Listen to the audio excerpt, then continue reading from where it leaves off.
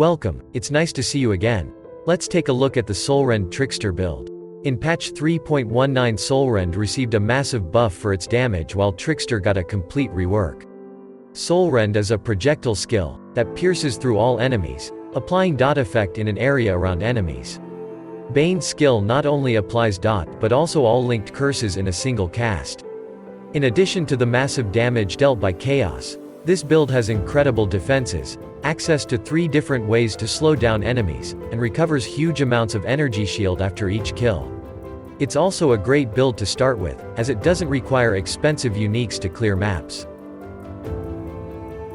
The new version of Trickster is full of defensive options for characters with evasion and energy shield. The build is completely immune to chaos damage and has plenty of evasion and energy shield. Trickster's ascendancy further increases the power of our spell suppression. New Polymath node is one of the best ascendancy passives in the game, providing both damage and strong sustain. For additional energy shield recovery, we use Ghost Dance Keystone in combination with Spellbreaker. Damage is very easy to scale. Unlike Poison or Ignite, spell damage actually increases Soulrend damage over time. This build mainly uses 2 Chaos skills, Soulrend for great clear potential and channels Blight to take down tough enemies. Those 2 damage over time effects stack on single enemy. For bosses you want to drop down Wither totems and use Bane to apply 2 linked to it curses. In terms of defenses, this build has a lot of them. 8000 energy shield should not be a problem to achieve, and on top of that we have very high evasion rating and 100% chance to suppress spell hits with increased effectiveness. Recovery on kill should keep energy shield on full nearly all the time. Soulrend homing projectiles are great for clearing. This skill is easily capable of killing enemies outside your screen range. For bosses we need a bit of extra casting to reach full potential, but it is solid and scales well with investments. This build can be started in the solo self-found scenario and gets better and better with every new gear piece upgrade.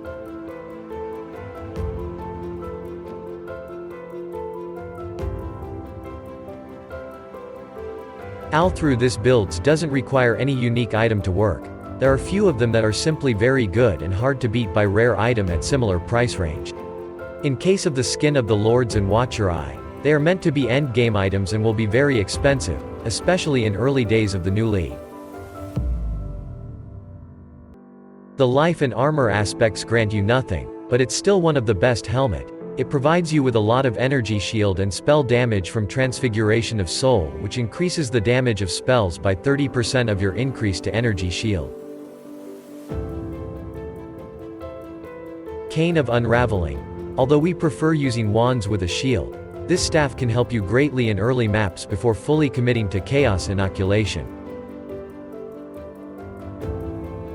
This shield provides a minor damage boost, but grants lots of energy shield and evasion rating and most importantly allows you to ignore curses applied to you completely.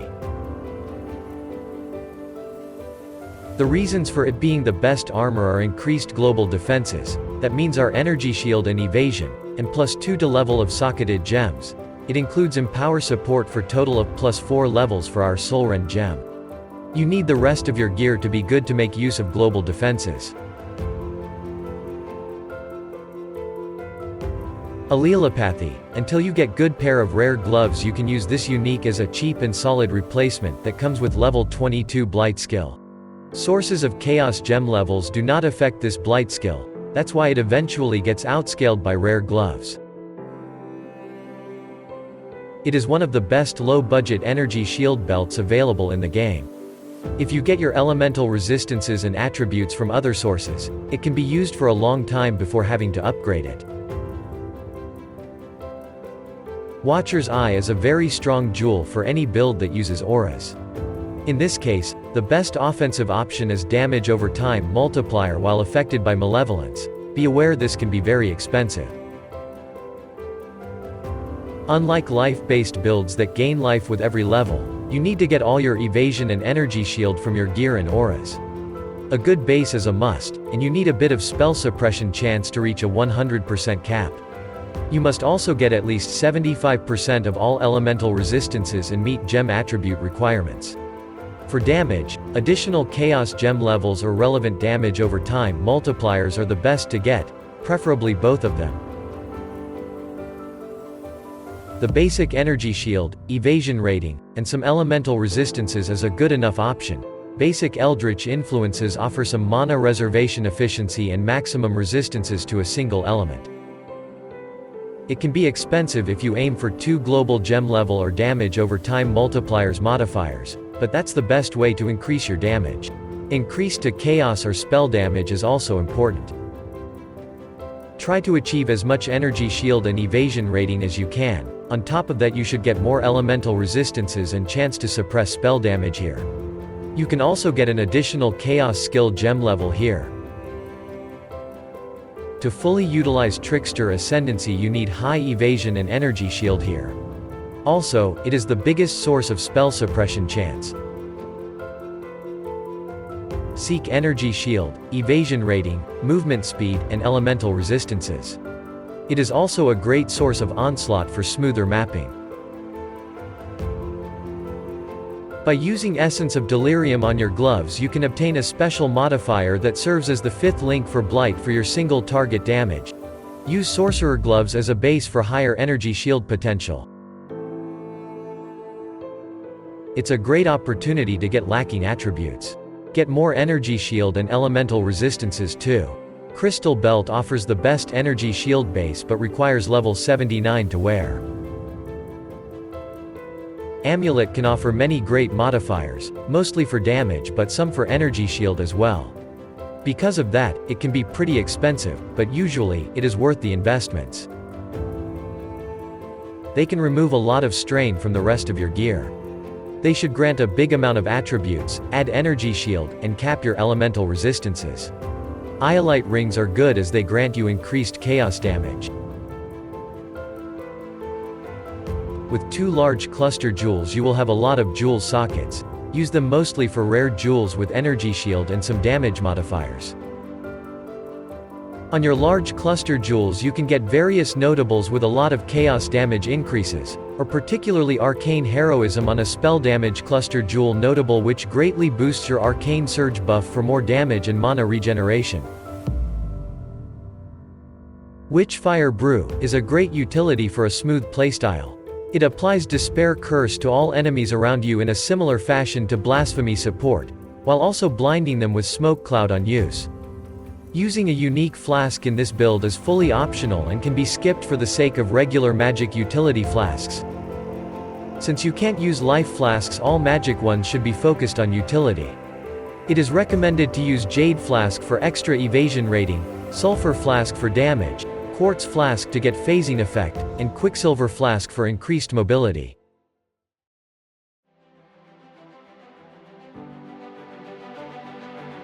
Soulrend is your primary source of DPS. It's a projectile that applies chaos damage over time to enemies it passes through and has the inherent bonus of piercing all enemies. Soulrend projectiles seek enemies by default, so you don't need to aim too precisely. It is supported by greater multiple projectiles for screen-wide clear.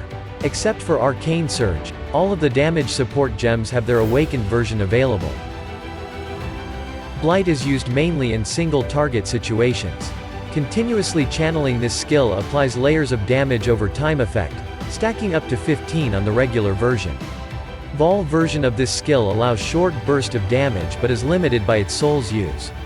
By linking it with infused channeling you can increase the damage of both Blight and Soulrend after channeling it for a few seconds. This is our main setup for applying curses. When casting Bane, you can apply all linked to it curses with single cast. For each curse linked to it, Bane deals additional damage.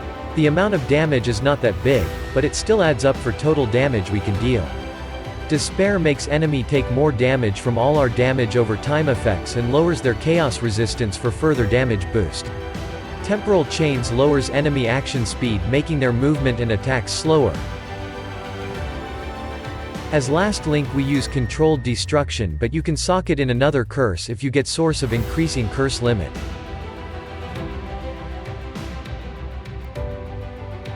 For our auras of choice, we are going to use 1 offensive and 2 defensive auras. For the offense we use Malevolence, a great aura that increases damage over time multiplier and increases skills effect duration. As for defenses, we use Discipline, which grants additional flat energy shield rating and increased energy shield recharge rate. Vol version of this skill activates recharge and makes it uninterruptible for a short period of time. And for the last aura we use Grace for its big bonus to flat evasion rating and more evasion multiplier. Those 3 auras should be linked with Enlightened Support Gem if you have access to it, but it can be played without it. Thanks to the totems, applying 15 stacks of this debuff and maintaining them should be very easy. With our passive tree bonuses in total, our Withered effect applies over 120% increased chaos damage taken, which is hard to beat by any other utility option. Totems are not very durable, so you might need to recast them during encounters from time to time. Immortal Call grants brief physical and elemental damage taken reduction. Since this build does not generate endurance charges, the duration is pretty low. Keep this gem at level 3 to trigger it as often as possible. If you prefer, Steelskin is also a valid option but requires higher gem levels to provide enough protection. Flame Dash is one of the best movement skills you can use for this build, as it allows us to quickly move from pack to pack and skip obstacles. You can also use Frost Blink for its chilled ground effect for better crowd control.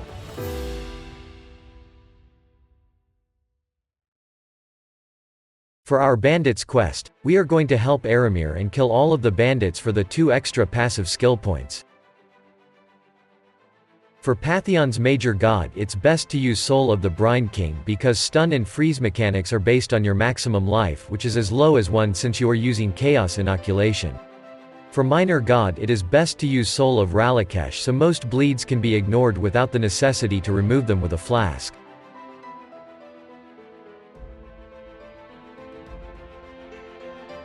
The passive tree is highly flexible depending on your current status. For leveling, it is recommended to take some maximum life nodes to help you go through the campaign without much pain. Before you acquire cluster jewels, you can take plenty of close-by nodes for useful bonuses to damage or energy shield, or just some attributes for an easier gearing process. This is a Chaos Inoculation build, but you don't want to pick this keystone too early. With this tree, you are easily able to pick up 2 large cluster sockets. Notables like Entropy or Wasting can provide a great boost for easier leveling and can be later refunded using respect points from quests. It is important to take many unique masteries to maximize the bonus from the Polymath Ascendancy node.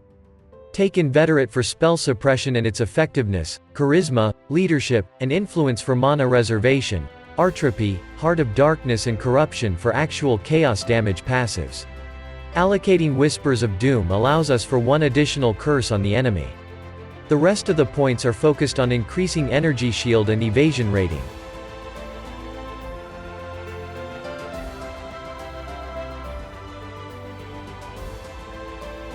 This sums up everything for this video. We encourage you to try it out. Like, subscribe, and comment. We would like to hear your thoughts about it.